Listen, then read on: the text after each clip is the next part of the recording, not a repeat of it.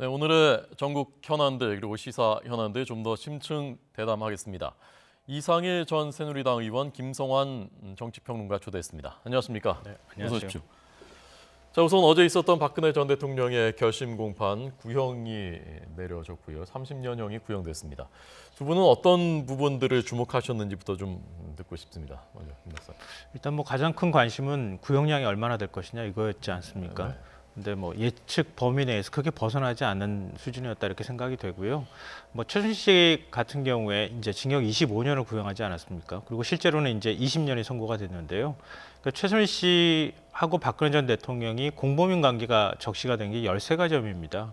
어쩔 수 없이 최순실 씨보다는 최소한 그래도 더 많은 구형이 있을 수밖에 없었기 때문에 물론 이제 유기징역의 최상한선인 30년을 구형하긴 했지만 검찰 입장으로서는 불가피한 구형이었을 수도 있겠다 이런 생각을 합니다. 네, 이전 의원님은 어떻게 보셨습니까? 네, 검찰 구형은 예상했던 수준의 구형이라고 생각을 합니다. 일부에서는 뭐 무기징역 구형 예상한 분도 있었지만 검찰이 그렇게까지는 하지 않을 거라는 의견이 더 많았고 참 어제 착잡한 심정이죠. 그러니까 국가의 이 최고 책임자가 정말 국민들이 상상하기 어려운 그런 일로 인해서 지금 영화의 몸이 돼 있고 또 이 기존에 아마 정치인들 중에 그렇게 높은 구형량을 받은 분들이 없는 상황. 그런 면에서 정치인들한테 많은 교훈을 남기는 그런 상황이다 이런 생각이 들고 앞으로 선거는 4월 6일에 있죠. 선거가 어떻게 이루어질지 몰라도 지금 최순실 씨가 20년 받았는데 그보다 좀 높게 나올 거라는 그런 예상이 지배적이고 왜냐하면 같은 재판부에서 지금 판단을 하기 때문에요. 네. 그런데 어제 그 변호인의 그 말씀도 좀 호소력이 있었다. 최후 변론을 했지 않습니까?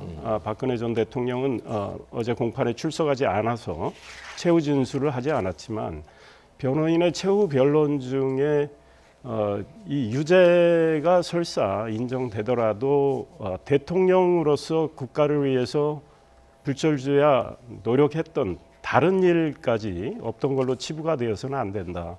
그다음 박근혜 전 대통령이 사익을 얻은 점은 없지 않느냐 이런 호소가 있었는데 그런 걸 감안을 해서 재판부가 판단해달라 이런 눈물 흘린 호소도 있었는데 그런 것도 어느 정도 울림이 있지 않나 이런 생각입니다. 네. 어제 이 시간에 저희가 그 구형을 속보로 전해드리고 아마 재판부가 곧 그 선고 날짜를 밝힐 것이다 했는데 한참 안 나오더라고요. 그래서 네. 왜 그렇게 늦어지나 했더니 그 국선 변호인들이 4시간에 걸쳐서 최후 그 변론을 그 피고인 대신해서 하면서 그 시간이 그렇게 길어졌다고 합니다. 그 최후 변론에 대해서 김 박사님 어떻게 보셨습니까? 뭐 국선 변호인으로서 저는 굉장히 최선을 다하는 모습을 보였다 이렇게 생각합니다. 변호인이 결국 이제 자신이 변론을 해야 될 대상을 위해서 충실한 거 아니겠습니까? 근데 그런 면에서는 오히려 박근혜 전 대통령이 한 번도 접견도 허락하지 않았고 편지를 계속 보내는데도 불구하고 거기에 대해서 아무런 답변도 보내지 않은 그런 모습이 오히려 더 야속해 보인다 이렇게 느꼈고요. 변호인 쪽에서는 뭐 방금 전에도 말씀하셨던 것처럼 충분히 얘기할 수 있는 것이었다 이렇게 봅니다. 박근혜 전 대통령이 했던 이제 일종의 지금 이제 여러 가지 혐의와 관련돼 있는 부분, 범죄 행위라고 우리가 부를 수 있는 법적으로 이런 부분들은 분명히 있지만 집권기 동안에 다 그것만 한 건 아니거든요. 근데 그런 부분에 대해서 선처를 바란다고 하는 것은 변호인 측에서 충분히 가능한 얘기다 이렇게 보이는데요. 다만 이제 그런 부분은 있습니다. 굉장히 앞서도 말씀하셨던 것처럼 교훈으로 정치인들이 남겨야 한다고 하는 측면에서는 역사적으로 관용을 베풀어서 교훈이 남은 그런 일들은 제가 생각할 때는 없거든요. 그러니까 단죄라고 하는 측면에서 뭐 대한민국의 모든 사람들은 법 앞에 평등하기 때문에 그 앞에서 일단 박근혜 전 대통령의 혐의가 인정이 된다 그러면 그 부분에 대해서는 엄벌하는 것이 필요하다고 보고요. 다만 그 이후에 국민들이 그 부분에 대해서 얼마나 이제 그 수용하고 대통령으로서 지냈을 때 어떤 일들에 대해서 받아들일 준비가 돼 있는가라고 하는 그 어느 시점에 관해서는 그때 가서는 박 전 대통령을 어떻게 할 것이냐라는 문제를 다시 재론할 필요가 있지만 지금부터 벌써 뭐 지금 자유한국당에서 얘기가 나오는 것처럼 사형보다 더 잔인하다 이렇게 표현하는 것은 그건 전 그렇게 별로 좋은 태도는 아니라고 생각합니다. 네. 자, 우선 지금 말씀하신 자유한국당의 반응, 사형보다 더 잔인한 거 아니냐, 그 구형이 어떻게 보셨습니까? 개인적으로는 뭐 자유한국당의 그런 논평에 대해서 별로 동의하지 않습니다. 그리고 또 자유한국당은 박근혜 전 대통령 뭐 출당한 입장인데 정말 어떤 진정성 있는 생각을 하고 있는지도 의문이고요. 일단은 국가 최고 책임자가 정말 국민이 이해하기 어려운 그런 범죄 혐의로 지금 재판을 받고 있는 이 상황에 대해서 정말 자유한국당도 책임이 없다고 할 수 없거든요. 그래서 같이 성찰하는 모습이 꼭 필요하다. 그 다음에 결국은 재판부가 판단을 하겠지만 물론 1심 선고가 뭐 형 확정되는 상황은 아니니까 아마 항소가 이루어질 거고 결국은 대법원까지 갈 텐데 박근혜 전 대통령에 대한 형량이 제법 무겁게 나올 걸로 예상이 됩니다. 대법원에서 확정 판결이 나더라도 그럴 때 그 이후에 형이 확정되고 나면 그 이후에 적절한 시기에 국민들의 물론 의견과 중지를 모아서 대통령께서 사면을 하시는 게 좋겠다. 그게 국민 통합 또 이 여야 갈등 이런 거를 진정시키기 위한 측면에서 그런 판단을 하시는 게 좋겠다. 그러나 그 시점은 뭐 지금 이야기하기는 어렵다 이런 생각입니다. 네, 아직 뭐 2심 선고조차 나지 않은 상황이니까요. 그래서 아까 말씀하신 대로 뭐 변호인들이 변호인 입장에서 그 최후 변론을 하는 것은 그건 뭐 당연한 본인한테 주어진 이제 역할이니까. 그런데 조금 이례적으로 느꼈던 것은 4시간 동안 장시간 하면서 또 눈물을 흘리기도 하고, 더군다나 박근혜 전 대통령이 선임한 사람들이 아니라 그냥 일방적으로 그 선임된 사람들인데 그렇게 했다고 하는 얘기가 들리니까 나중에 그 소식을 들으니까 이제 좀 그 의외로 받아들인 분들이 많았던 것 같습니다. 네, 아마 국선 변호인들 입장에서는 정말 최선을 다한 것 같아요. 그 박근혜 전 대통령은 접견도 해주질 않았고 어떤 편지에 대한 답도 없었지만 이분들은 12만 쪽이나 달하는 그런 지금 검찰의 여러 가지 공소 기록 등을 다 분석을 하면서 나름대로 최선을 다한 변호의 논리를 만들어서 어제 최후 변론에서 이야기를 했고, 그러다 보니까 시간이 4시간 이상 됐는데 그 최후 변론의 내용이 상당히 좀 그 설득력이 있지 않았나 이런 생각입니다. 그래서 박근혜 전 대통령에 대한 만약에 선고 형량이 생각보다 좀 낮게 나온다면 이 국선 변호인들의 정말 최선을 다한 이 변론 때문이 아닐까 이런 생각이 들고, 형량이 어떻게 나오든 국선 변호인들은 최선을 다했다. 아마 박근혜 전 대통령도 어제 그 변호인들의 최후 변론을 내용을 좀 접한다면 그동안에 그분들에 대했던 생각이 좀 달라졌을지도 모르고 또 미안하다는 생각을 하시고 계실지도 모르죠. 네, 이 박근혜 전 대통령은 어제 이 소식을 들었거나 뭐 어떤 반응을 보였다거나 그런 것은 전해진 게 있습니까? 네, 뭐 평상시하고 똑같이 행동했다 이렇게 얘기가 되고 있고요. 뭐 TV를 켤 수 있었는데 TV를 이거 애써 외면한 것인지 아니면 그냥 원래 하던 대로 TV를 보지 않았던 것인지 모르겠지만 뭐 약간 무심한 듯한 태도를 보였던 것 같습니다. 근데 저는 이제 방금 전에도 말씀하셨던 것처럼 사면이 이제 거론이 자꾸 되는데요. 사면을 하기 위한 전제 조건이 저는 있다고 생각합니다. 박근혜 전 대통령이 지금 이 상황까지 본인 스스로를 내몰았던 이 가장 큰 이유는 국민한테 반성하는 태도를 보이지 않았다든가 아니면 특검이나 검찰 수사에 협조하지 않는 모습이라든가 이런 것들이 오히려 국민들한테 일종의 이제 박 전 대통령한테 대한 애정이나 이런 것들을 스스로 끊게 만드는 결과를 초래했거든요. 근데 박 전 대통령은 지금 계속 정치 재판을 하고 있다고 주장을 하면서 재판에도 나오지 않고 있지 않습니까? 그러면 이렇게 계속 헌법이나 헌법 수호 의지에 대해서 뭐 검찰에서도 얘기를 했지만 재판도 안 받는 사람한테 가서 나중에 가가지고 그래도 당신은 대통령이었으니까 사면을 해줘야 되겠습니다라고 말할 수 있겠냐는 거예요. 박 전 대통령이 뭐 1심 재판까지는 그렇다 하더라도 어차피 이제 항소심하고 대법원까지 가는 수순으로 밟을 수밖에 없을 텐데 그 과정에서 충실하게 재판에 임하는 모습이라든가 이런 것들을 보여줘야 할 필요가 있다. 그래야 사면까지 갈 수 있다 이렇게 생각을 합니다. 네, 지금 국선 변호인들은 1심 재판 끝나면 일단 거기까지 하는 거죠. 그 이상 계속하는 건 아닌 것이죠. 네네. 이제 현재까지 이제 그렇게 돼 있는데요. 네. 저는 이제 그 검찰이나 국선 변호인이나 모두 다 이번 재판을 약간 역사적 소임 의식을 갖고 뭐 입장은 각자 창과 방패로 좀 달랐지만 그런 이제 생각들을 했던 것 같습니다. 그래서 검찰의 경우에도 87년 헌법 개정 이후에 최초로 과반 득표한 대통령이었다는 점을 강조하면서 헌법 수호 의지가 없다 이렇게 지적을 했고, 변호인의 입장에서는 대통령이 한 행위에 대해서 그동안에 여러 가지 공과도 있을 텐데 공에 대한 측면들도 좀 인정해 달라 이렇게 얘기한 측면이 있는 것 같습니다. 아마 그런 것 때문에 재판을 임하는 과정에서 변호인이 약간 좀 감정적으로 북받치는 거라든가 그런 모습들이 있지 않았을까 싶습니다. 네. 자, 법조계의 전반적인 시각은 그 2심 그다음에 대법원까지 가려면 내년도 넘겨야 될 것이다. 올해 안에 다 안 될 것이다. 그러니까 지금 사면이라든가 이런 논의는 시기상조라고 보일 수가 있겠습니다. 자, 어제 김영철 북한 통일전선부장, 노동당 중앙위원회 부위원장 귀환했습니다. 자유한국당이 기습 시위를 했고 그래서 이렇게 돌아서 우회를 해서 가면서 자유한국당에서는 올 때는 개구멍으로 오고 갈 때는 역주행했다라는 반응을 보였다고 합니다. 우선 어떻게 보셨습니까? 어제 그 상황에 대해서는. 근데 뭐 평창 동계올림픽이 사실 끝나지도 않은 상황에서 시위를 하고 국회의원들이 가서 길에 아스팔트 위에 눕고 이런 모습들이 과연 어떻게 외국에 비쳤을까 사실 좀 개인적으로 걱정이 됐고요. 물론 이제 자유한국당 입장에서는 뭐 여러 가지 이제 정치적 목적을 일단 빼고 말씀드린다면 뭐 그럴 수 있겠다. 그리고 이제 정부에서 사실 정부도 대승적 결단이라고 하는 표현들을 통일부에서 이제 사용을 했지만 이른바 일종의 이제 반발이 있을 수 있다는 것은 정부도 알고 있었을 거라고 저는 생각합니다. 그런 측면에서 뭐 무조건 자유한국당 행동이 잘못됐다고 이렇게 얘기하기는 좀 어려운 측면이 있는 것 같고요. 다만 이제 이번에 김영철 부위원장이 방남한 것은 앞으로 이제 남북 관계를 풀어가는 데 있어서 비핵화 문제를 풀어가는 데 있어서 굉장히 중요한 의미를 갖고 있다고 생각합니다. 그러니까 첫째로는 이제 탐색적 대화라고 하는 표현을 우리가 사용하잖아요. 근데 그 얘기는 뭐냐면 우리가 이제 그 어떤 협상 테이블에 앉아가지고 안건을 테이블 위에 올려놓고 서로 주고받기식 대화를 하는 것이 아니고 상대방이 어떤 생각을 가지고 있는지 일단 서로 의견을 교환하는 정도 수준 아니겠습니까?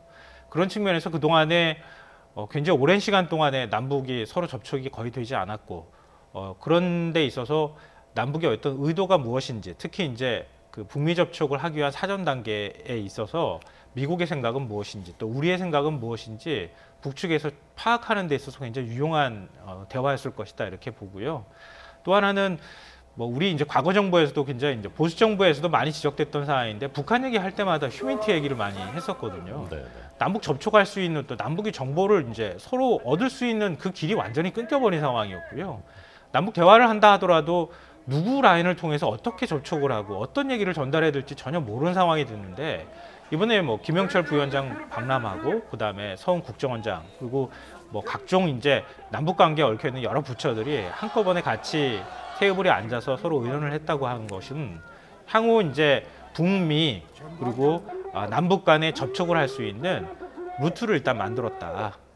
그런 루트가 앞으로 남북 접촉이나 북미 접촉에 있어서 상당히 중요한 역할을 할 것이라고 하는 점에서 그런 점에서 상당히 의미가 있었다고 저는 생각합니다. 네, 이전이요.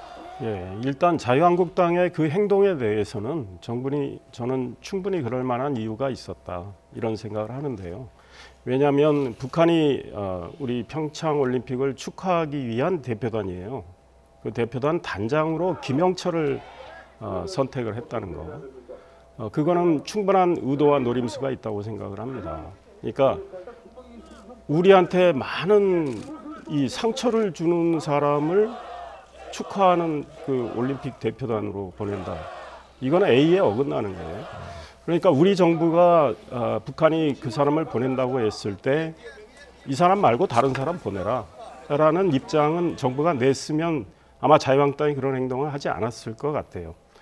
그런데 김영철이 오고 나서 지금 많은 일이 벌어진 걸로 알고 있는데 우리 언론도 어떤 내용이 구체적으로 오갔는지 전혀 모르는 상황 아닙니까? 김영철이 우리는 북한은 미국과 충분한 대화를 할 용의가 있다라는 말을 했다는 그 정도밖에 지금 모르고 있어요. 우리 정부는 지금 문재인 대통령을 비롯해서 소위 고위 관계자들이 김영철을 만나면서 비핵화 이야기를 했다는 거 아닙니까? 근데 구체적으로 어느 강도의 이야기를 했는지 모르지만 그에 대해서 김영철은 어떤 반응을 보였는지 현재 모르고 있습니다.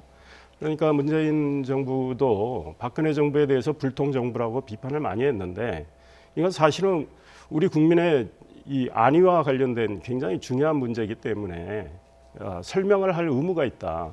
그래서 결국 오늘 바른미래당에서는 여야 대표의 회담, 그러니까 문재인 대통령과 여야 대표들이 만나는 회담을 하자 했는데 아마 청와대가 긍정적으로 받아들이는 것 같아요. 그런 자리에서 어느 정도 설명을 해야 된다라는 거죠. 물론 아주 민감한 문제, 예민한 문제에 대해서는 정부가 양해를 구하고 적절한 선에서 여야 대표들한테 이야기하고 비공개할 수도 있어요. 그러니까 우리 국민들한테는 어느 정도는 북한의 진위가 무엇인지 우리 정부가 파악한 걸 알려줘야 된다. 그런 맥락에서 오늘 지금 국회가 열릴지 안 열릴지 불확실하지만 자유한국당은 긴급 현안 질의를 하자는 거 아닙니까? 그런데 지금 여당은 반대하고 있는데 저는 여당이 좀 북한에 대해서는 그런 대승적 태도를 보여가지고 김영철을 받아들였는데 지금 자유한국당을 비롯한 야당에 대해서도 대승적 태도를 보여서 김영철이 와서 정확히 어떤 언행을 했는지에 대해서 적절한 선에서 설명할 필요가 있다. 그래야 북한의 진위를 정확히 알아야 되는 거죠. 그런데 지금 북한은 그렇습니다. 미국과 우리는 대화할 용기가 있다라는 정도까지는 와 있는 것 같은데 비핵화가 전제가 돼야 된다는 거죠. 결국은 비핵화로 가야 된다는 거죠. 지금 트럼프 미국 대통령도 계속 이야기를 했고 오늘 주한 미국 대리대사도 이야기를 한 것이 그동안에 대화는 했지만 과거에 미국의 행정부, 그 트럼프 대통령은 오바마, 클린턴 다 이름을 적시하면서 그 시절에 대화를 했지만 아무것도 달라진 게 없지 않느냐. 그러니까 이번엔 다르다라는 거죠. 그러니까 결국은 미국 입장에서 또 한국 입장도 마찬가지일 겁니다.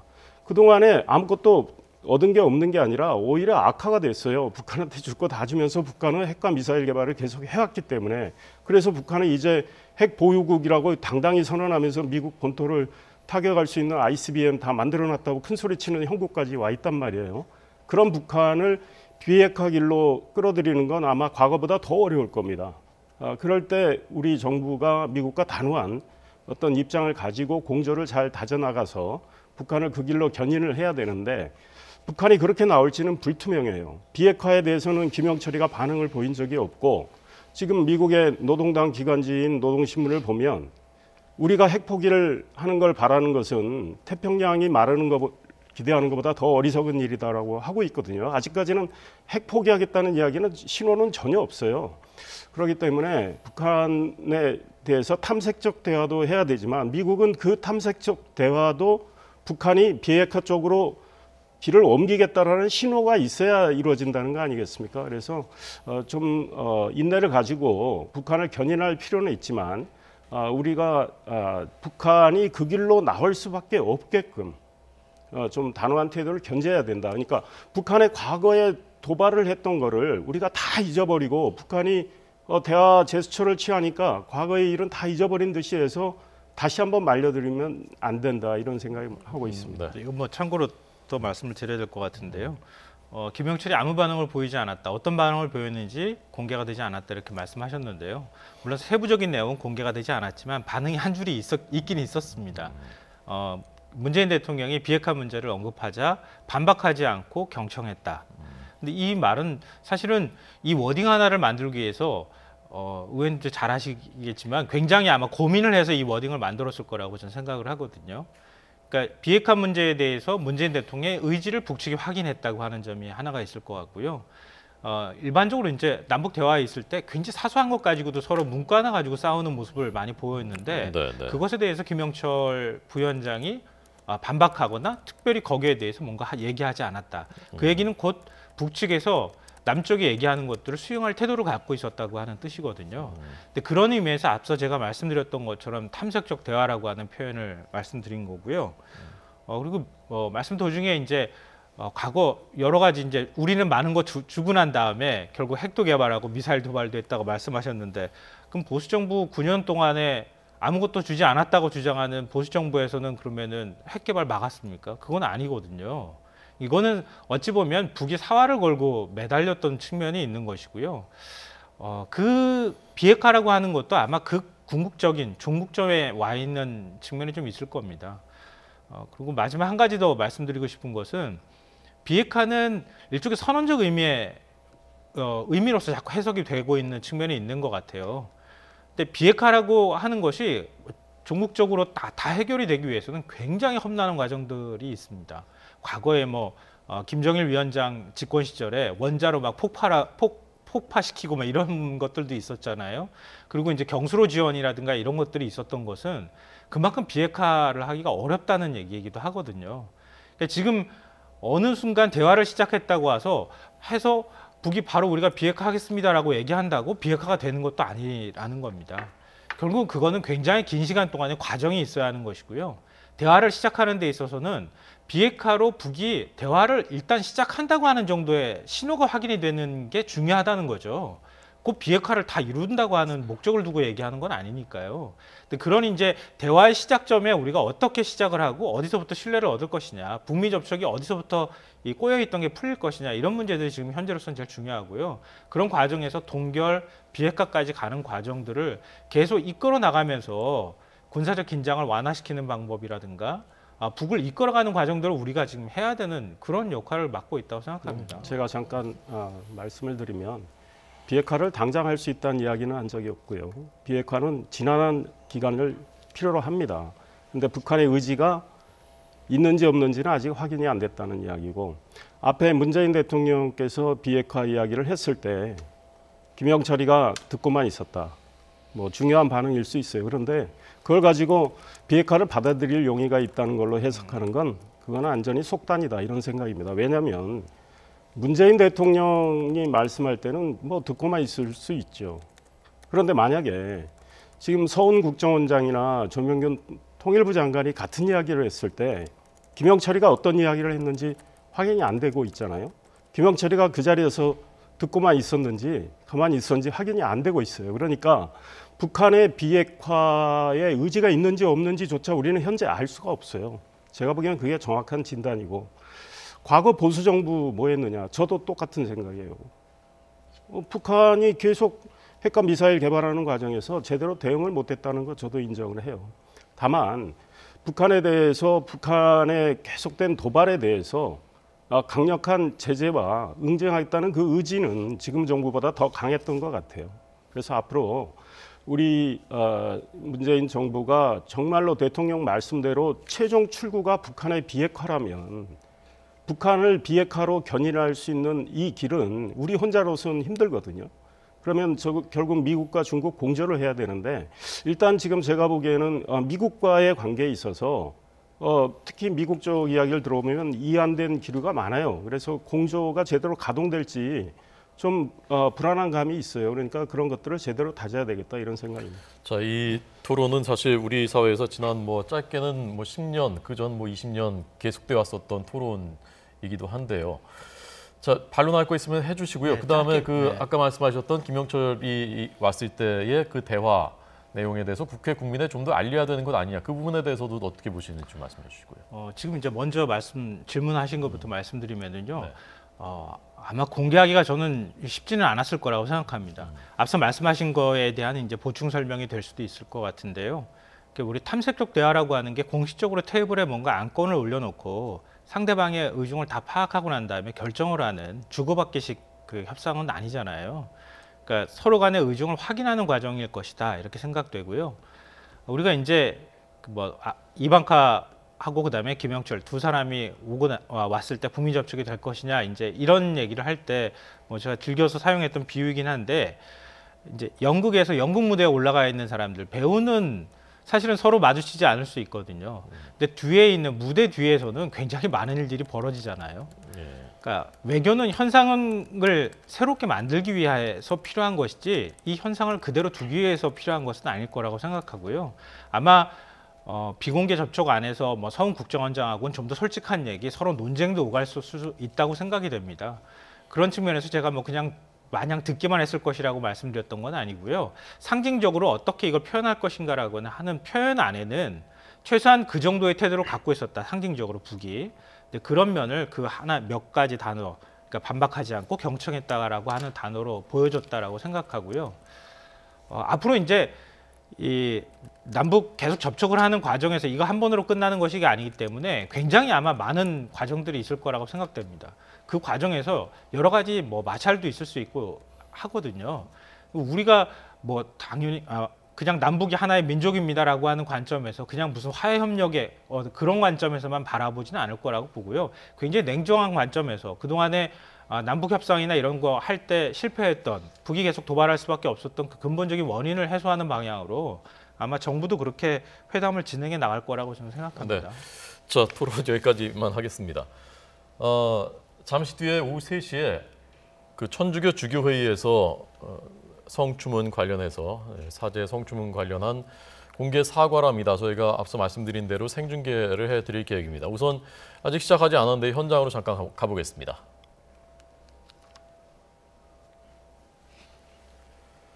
네, 이제 잠시 뒤면 이곳에서 공개 사과, 한국 천주교 중앙협의회 현장인데요. 이곳에서 천주교 주교회의가 사과를 할 계획입니다. 자, 이 미투 파문이 지금 우리 사회를 강타하고 있는 이슈입니다. 또 다른 분야들로도 점점 확산되는 양상이기도 하고 또 정치권으로도 일부 지금 비화되고 있고요. 두 분께서는 어떤 관점으로 보고 계신지 좀 듣겠습니다. 네, 아마 이 문제에 대해서는 뭐 김어준 씨나 민주당의 손혜원 의원 이런 몇 분 빼고는 아마 생각이 거의 같을 거예요. 이 결국은 이 권력 관계를 이용해서 그동안에 뭐 용인이 됐거나 또 의도했든 안 했든 많이 벌어진 이 문제에 대해서 이제는 그 과거의 모든 것을 청산하고 새롭게 시작해야 한다는 이런 것들에 대한 의견은 국민들이 똑같이 생각할 거다 이런 생각입니다. 네, 자, 지금 이제 시작되는 것 같습니다. 현장 보여드리겠습니다.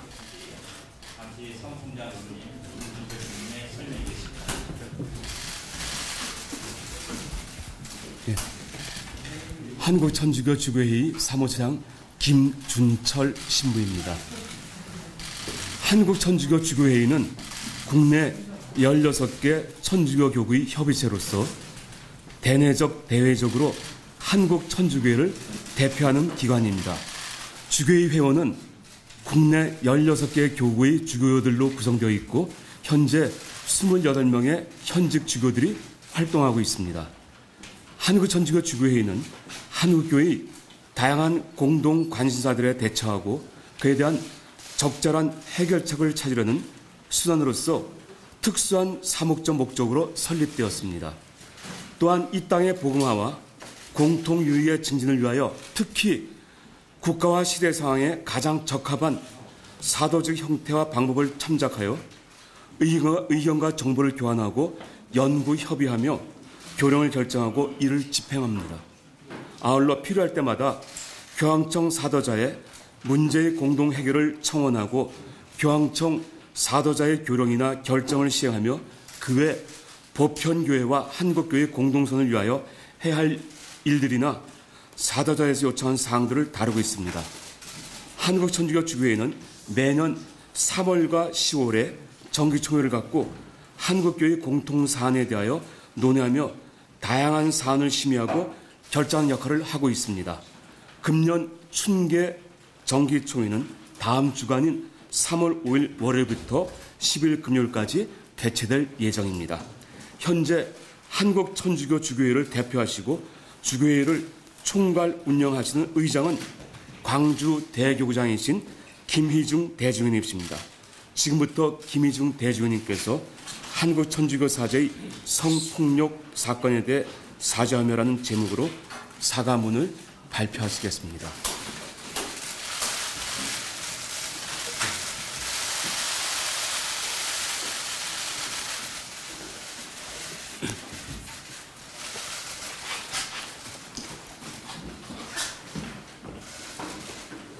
친애하는 교우 여러분, 그리고 국민 여러분, 최근 언론 보도를 통해 알려진 사제의 성폭력 사건은 신자들에게는 물론 국민들에게도 큰 충격과 분노를 안겨주었습니다. 저를 비롯하여 한국천주교회의 사제들을 이끌고 있는 주교들도 이번 사건을 접하며 놀라움과 당혹감을 느끼고 참담한 심정을 감추지 못하고 있습니다. 이에 저희 주교들은 한 마음으로 사태의 중대성을 인식하여 성폭력의 피해자와 그 가족들은 물론 이번 사태로 인해 교회의 사제들에게 큰 실망과 분노를 금치 못하는 모든 분들에게 진심으로 머리 숙여 사죄드립니다.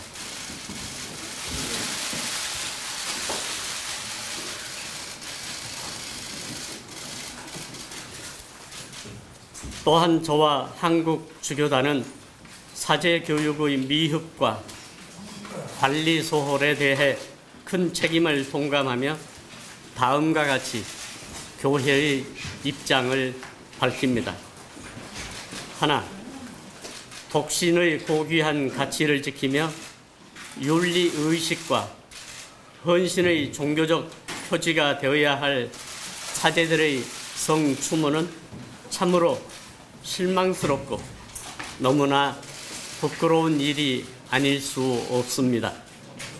이로 인해 상처와 분노를 가슴에 안고 오랜 기간 고통스럽게 살아온 여성들이 교회의 쇄신과 자성을 촉구하며 성폭력의 피해를 용기 있게 고발한 점은 사제들이 세속적인 문화와 쾌락의 폐단에 빠져 있다는 질책이었습니다. 이는 천주교회가 안일하게 살아온 부끄러운 모습을 보여준 것이기에 개혁과 쇄신을 열망하는 신자들이 사회의 참된 빛과 소금이 되도록 사제들에게 가하는 질책으로 달게 바뀌었습니다. 하나, 한국천주교회는 이미 수년 전부터 교회법과 교황청의 지침에 따라 사제들의 성범죄와 성추문이 발생할 경우 각 교구에서 정해진 절차에 따라 사실 여부를 조사하고 정직과 면직 등의 처벌을 해왔으며 이번 성폭력 사건에 있어서도 해당 교구는 가해 사제의 직무를 중지시키고 처벌을 위한 법적 절차를 진행하고 있습니다. 또한 각 교구는 교회 안에서 성폭력의 피해로부터 여성의 인권과 후미를 존중해야 한다는 프란체스코 교황님의 뜻을 실천하고자 노력하고 있습니다. 이에 각 교구에서는 사제들의 성추문이 발생하지 않도록 사제 양성 과정에서부터 정기적인 사제 연수와 피정은 물론 심리 상담을 통하여 예방 교육을 시행하고 있습니다. 그럼에도 불구하고 발생한 일부 사제들의 성적 일탈은 성직자의 품위를 잃게 했고 신자들에게 불신과 실망을 안겨드렸습니다. 교회는 이번 일을 거울 삼아 속죄하고 통회하는 마음으로 사제들의 성범죄에 대한 제보의 사실 여부를 철저히 확인하여 교회법과 사회법 규정에 따라 엄중하게 처벌할 것입니다. 또한 한국주교단은 사제 영성의 강화와 사제 교육은 물론 사제 관리 제도의 보완과 개혁에 대해 진지하게 논의하여 대응책을 마련해 나갈 것입니다. 하나, 저희 주교들은 사제들의 성적 일탈과 위선으로 피해를 입은 모든 교우들과 아울러 천주교에 대한 신뢰를 보여주신 국민들에게 실망과 분노를 안겨드린 데 대하여 다시 한번 깊은 용서를 청합니다. 또한 저희는 회개와 참회의 시기인 사순절에 이런 불행한 일이 드러난 것이 사제들의 진정한 회개를 촉구하시는 하느님의 뜻임을 깨닫고 있습니다. 사제의 잘못으로 교회의 신뢰가 무너지고 신자들에게는 신앙의 위기를 일으킬 수 있음을 동감하며 이를 계기로 사제들이 겸손하게 보속하는 자세로 살아가도록 이끌겠습니다. 아울러 저희 주교들과 사제들은 하느님께서 선사하신 고귀한 여성의 품위를 교회와 사회 안에서 온전히 존중하고 특별히 사제들의 성범죄로 인해 고통받는 분들에게 최선의 도움을 드릴 수 있는 방법을 강구하겠습니다. 천주교 신자 여러분들께는 더욱 부끄럽고 송구스러운 마음입니다. 이 사건이 사제들의 쇄신의 기회가 될 수 있도록 신자분들께서 채찍질해 주시고 기도해 주시기를 부탁드립니다. 2018년 2월 28일 한국천주교회 주교회의 의장 김희중 대주교.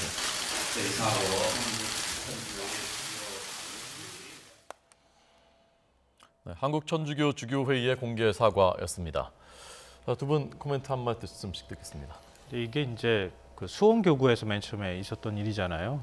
이제 신부가 신자를 이제 성폭행하려고 했다고 하는 의혹이 제기가 됐는데, 그러니까 처음에 수원교구에서 굉장히 부적절하게 대응하는 바람에 이를 이렇게 확산시키고 더 교구 전체, 아니 천주교 전체로 지금 문제가 확산이 됐다 이렇게 보입니다.